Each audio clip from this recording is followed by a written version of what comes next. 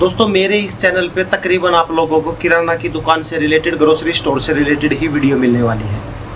तो मैंने अपनी एक इंस्टाग्राम आईडी काफ़ी वीडियो में बता रखी है कि मेरी ये इंस्टाग्राम आईडी है लठवाल राइडर। इस पे जाके अगर आप लोगों का कोई क्वेश्चन है तो मुझे बता सकते हो। ऐसे ही एक भाई का क्वेश्चन है तनिष्क गोयल का।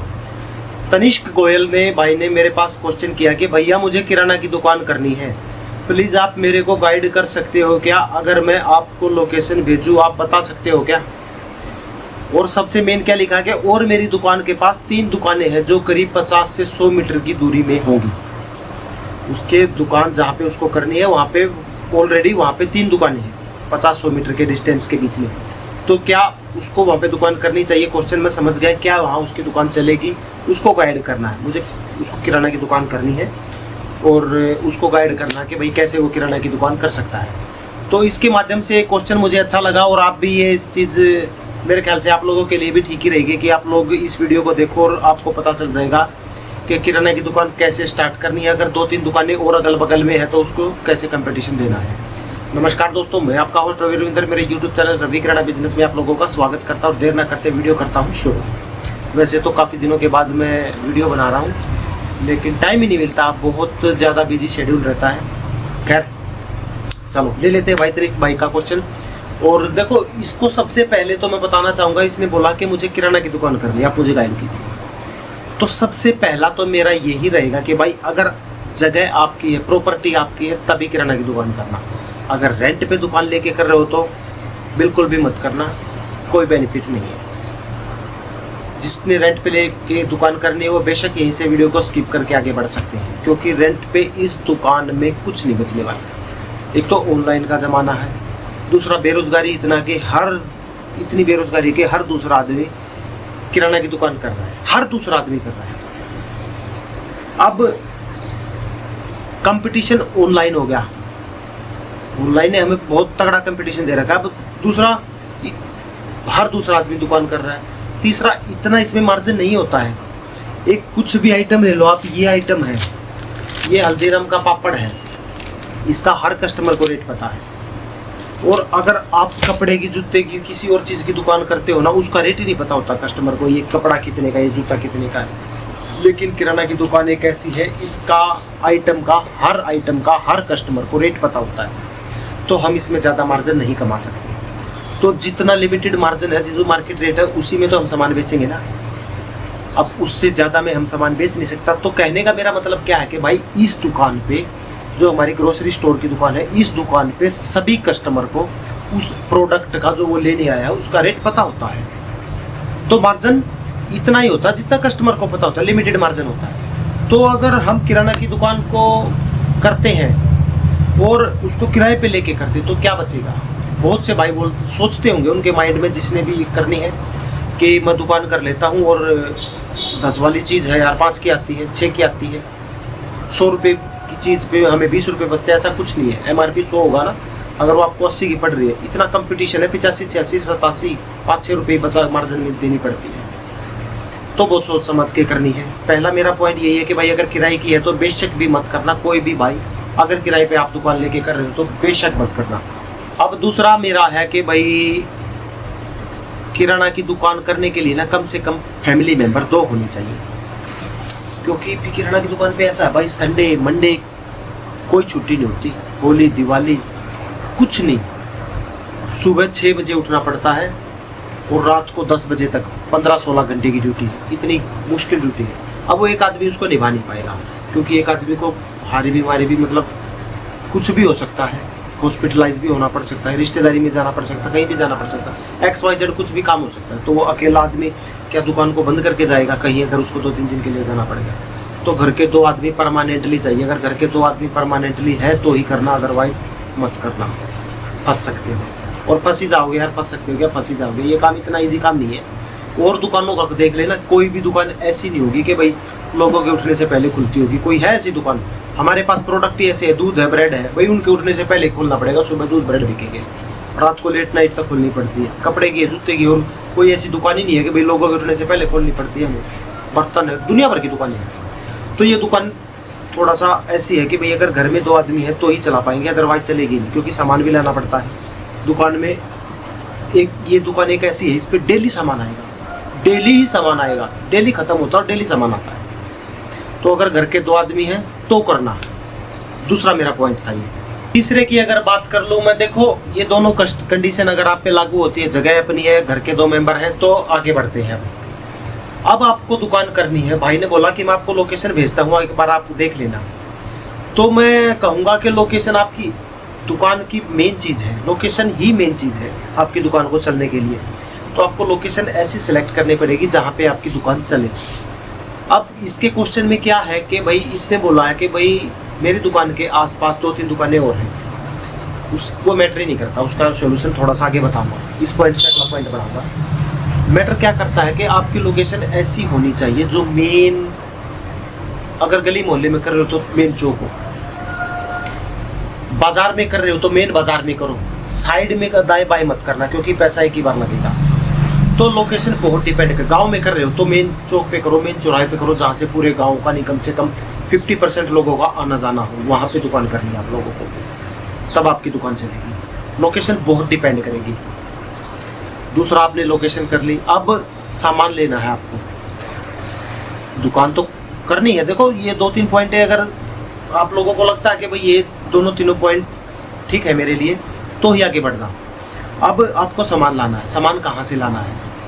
डिस्ट्रीब्यूटर से लेना, होलसेलर से लेना, हर चीज़ का अलग अलग डिस्ट्रीब्यूटर मिलेगा आपको। एक डिस्ट्रीब्यूटर डीलर जो ऐसे भी मिलेंगे आपको, 2-3 कंपनियों की एजेंसी है जिनके पास। लेकिन फिलहाल मैं रिकमेंड करूँगा कि फर्स्ट टाइम पे आप होलसेलर से सामान ले लो, कोई इशू नहीं है। एक बार में मान लो 50,000 रुपये का सामान आएगा ना, ज़्यादा से ज़्यादा 10,000 रुपये का फर्क पड़ेगा। 10,000 कोई ज़्यादा नहीं होते, 50 नहीं 5 लाख का सामान आप लोगों का शायद 1 महीने में बिक जाए, और बिक जाएगा अगर अच्छी लोकेशन पे। 10,000 का एक बार में आपको नुकसान मान सकते होगा। होलसेलर से क्यों बोल रहा हूँ मैं, देखो आपको नॉलेज तो होती नहीं है शुरू में कि भाई आपने दुकान कर ली, कौन सा सामान कहाँ से लेना। होलसेलर के पास आपको एकदम में सारा सामान मिल जाएगा। अगर आपको कुछ थोड़ा बहुत पता भी है कि भाई मेरी सिटी में, मेरे एरिया में, मेरे गाँव में वहाँ से उस कंपनी का वो डीलर है, तो वहाँ से ले लो, कोई बात नहीं पता है तो होलसेलर से एक बार मिले। उसका बेनिफिट क्या होगा, एक बार में आपकी दुकान भर गई। जो डीलर होते हैं ना, ये जो सप्लायर होते हैं, ये अपने आप आपकी दुकान पे आएंगे अगली बार, क्योंकि वो भी घूमते रहते हैं कहाँ कहाँ कौन सी दुकानें हैं। वो खुद पे खुद आपके पास आने शुरू हो जाएंगे। 1-2 महीने के बाद आपकी दुकान का जैसे जैसे उनको पता चलेगा ना, अपने आप आपकी दुकान पे आना शुरू कर देंगे। भाई मेरे पास इसकी एजेंसी है, मेरे पास ये है, मेरे पास वो है। और धीरे धीरे आप लोगों को भी एक्सपीरियंस हो जाएगा कि भाई कौन सी डीलरशिप किसके पास है, इसलिए बोल रहा हूँ। तो शुरू में एक बार में सामान भर दो, थोड़ा थोड़ा भर लो, लेकिन हर चीज़ रखो दुकान पे। आप लोगों को हर चीज़ रखनी है, तभी आपकी दुकान चलेगी। ये नहीं कि भाई 5 लाख का माल तो भर दिया लेकिन एक ही चीज़ पूरा बल्क में ठोक दी ना। चाहे बजट कम रख लो, थोड़ी थोड़ी सारी चीज़ें रखो, तभी दुकान चलेगी। तो हो गया ये दुकान का सारा सेटअप। भाई कैसे दुकान कर रही है, लोकेशन और सामान आपको लाना है, कहाँ से आपकी मार्केट होती है। इन दुकानों की ना, जो दुकानों का सामान आता है उनकी एक मार्केट भी होती है कि भाई यहाँ पे ये सारे होलसेलर बैठे हैं, ऐसी मार्केट भी होती है, और ये हर सिटी में होती है, वहाँ से आप सामान ले सकते हो। अब इसका लास्ट भाई ने क्या लिखा है कि और मेरी दुकान के पास 3 दुकानें हैं जो करीब 50-100 मीटर की दूरी में है। सबसे मेन पॉइंट लिख दिया इसने। अब कोई भी है, किसी को भी दुकान करनी है, वो किसी से सलाह मशवरा करेगा ना, यार मैं वहाँ पे दुकान कर लूँगा। वो दूसरा बंदा पता क्या बोलेगा, यार 2-3 दुकानें पहले तेरी कैसे चलेगी, वहाँ चलेगी कैसे चलेगी वो मैं बताता हूँ। देखो कोई भी नई दुकान है ना, अगर गली मोहल्ले में कहीं भी लगा लो, गांव में कहीं भी आपने दुकान की है ना, वहाँ के अगल बगल के सारे कस्टमर एक बार में उस नई दुकान पे ज़रूर जाएंगे। क्यों जाएंगे, उसको देखना है कि भाई यहाँ पे नई दुकान खुली है, यार क्या चीज़ें रखी हैं इसमें। इसी चीज़ का आपको फ़ायदा उठाना है पूरा, जैसे कि मैंने बताया पूरा भर के रखना है। एकदम से जो आस पड़ोस के लोग हैं ना, वो आपकी दुकान पे आए हक्का बक्का है, यार इसके पास ये भी है, वो भी है, हर सामान है। उस चीज़ का फ़ायदा आपको उठाना है। कैसे उठाना है, जो 2-3 दुकानें हैं ना, उसका कस्टमर शुरू में, स्टार्टिंग में, पहले दूसरे तीसरे दिन तक, 1 हफ्ते तक वो आपकी दुकान पे 101% आएगा। आपको क्या करना है, आप लोगों को शुरू के 3 से 4 महीने मार्जिन ना के बराबर रखना है। मार्जिन ही मत लो यार, 3 से 4 महीने मार्जिन बिल्कुल कट कर दो। चीनी है, चीनी दुकान की रीढ़ की हड्डी बोली जाती है। चीनी में जैसे हमें 44-43 पड़ती है, 1 रुपया मार्जिन लेके बेच दो। 44 आई है तो 45 बेच दो, 43 आई है तो 44 बेच दो या रेट टू रेट बेच दो, चीनी में एक पैसा भी मत कमाओ। ये चीनी एक ऐसी चीज़ है जो दुकान के रेट को डिसाइड करती है। कस्टमर सोचता है दुकान महंगी है या सस्ती है, चीनी, तेल, आटा, यार शुरू के 3-4 महीने उसको सस्ता कर दो, हर चीज़ सस्ती कर दो, मार्जिन ना के बराबर लो। मैं ये नहीं कहता मत लो, लेकिन ना के बराबर बहुत कम मार्जिन आप लोगों को लेना है। उस जो दुकान पे जो कस्टमर जुड़े हुए हैं वो टूट जाएंगे, क्योंकि वो तो मार्जिन ले रहे हैं और आपने शुरू में ही आते ही भाई 20 रुपये वाली चीज़ अगर आपको 18 की पड़ रही है तो आपने 19 में बेच दी। स्कीम में दे दो शुरू में, तब चलेगी। और एक चीज़ बता देता हूँ, देखो मार्जिन कम कैसे करोगे आप, आपको तो पता ही नहीं होगा कि कौन सी चीज़ कितने की आती है, कितने की मार्केट में बिक रही है और कितने की सेल करनी है। इस चीज़ की आपको दुकान करने से पहले 15 दिन नॉलेज लेनी होगी, कोई नहीं बताएगा ये बात है। मैं खुद मैं फंस चुका हूँ इस चीज़ में। जब मैंने शुरू में दुकान की थी ना, मेरे को मार्केट रेट पता नहीं था। उस टाइम पे रिफाइंड आता था फॉर्च्यून का 95 रुपये का मार्केट रेट था, आता नहीं था, बेचते थे भाई। उस पे MRP होता था 120 रुपये और नहीं सॉरी 125 रुपये। और वो मैंने भाई और सोचा यार 125 रुपये MRP है, नॉलेज थी नहीं, 120 का दे दिया वो। मेरे को ही तो नहीं पता था ना कि भाई वो कितने का बेचना है। मेरे को तो ये भी नहीं पता था कि आया कितने का, क्योंकि लिस्ट बना रखी थी। नई दुकानदारी में ऐसा ही होता है।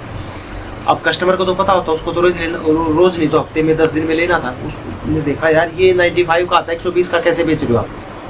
फिर मुझे महसूस हुआ, वही चीज़ मैं आपको कह रहा हूँ, आप लोगों को नॉलेज लेनी होगी कि कौन सा सामान कहाँ से आता है, कितने का आता है, कितने का उसको सेल करना, उसकी मार्केट वैल्यू क्या है। इसके लिए आपको 15 दिन तक आप लोगों को किसी भी दुकान पे रह के काम करना होगा, तब आपका अच्छा काम चलेगा।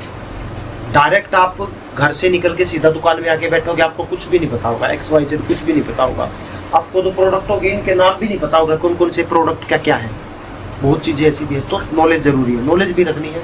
आप लोगों को 15-20 दिन किसी दुकान पे रहना, चाहे आपको एक भी पैसा ना दे, सिर्फ काम सीखना है बस।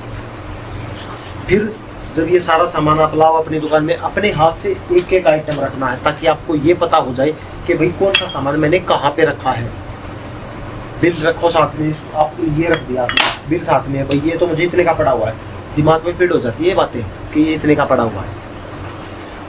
नॉलेज बहुत ज़रूरी है दुकान के लिए। देखो कहाँ से कहाँ पहुँच गया मैं।